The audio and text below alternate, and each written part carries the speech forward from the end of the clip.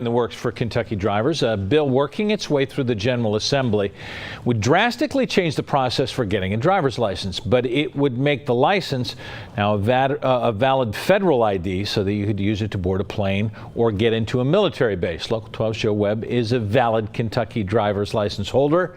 He's here with more on the changes down the road. Joe? Well, Brad, before long, my Kentucky driver's license won't be enough ID to get me on an airplane. Kentucky House Bill 410, which made its way out of committee today, would change that. The next time I get my license renewed, I won't be able to just walk in and walk out with a new one. Linda Brock got a new license today like she has every 4 years since she was a teenager. House Bill 410 would change the process she goes through for that because Linda Brock has a valid driver's license, but it's not a federally accepted ID. If in January 22nd of 2018, if this bill does not pass, Kentuckians will not be able to get on a plane with solely their Kentucky driver's license. They would either need an additional documentation or a passport. That's thanks to the Federal Real ID Act, a 12-year-old law that tightens up how valid IDs are issued. I just walked in and told her what I needed. She checked my my address, and then that was it.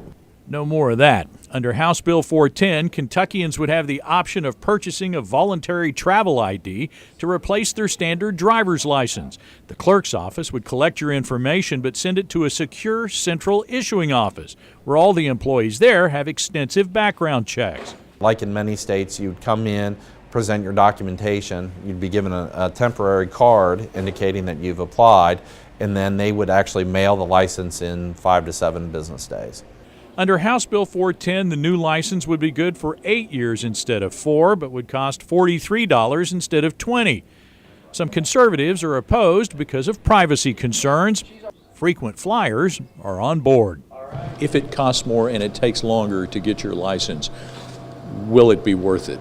It'd be worth it to me because it would probably still be less than a passport. That process isn't fun. So if you fly at all, yes, I'd rather have a license that would be good on a plane. Now, House Bill 410 now goes to the full House for a vote, and then if it passes, on to the Senate. Tea Party has opposed the bill because of the sensitive information required to get the federally recognized ID, and as it was explained to me, that is voluntary under the current version of the bill.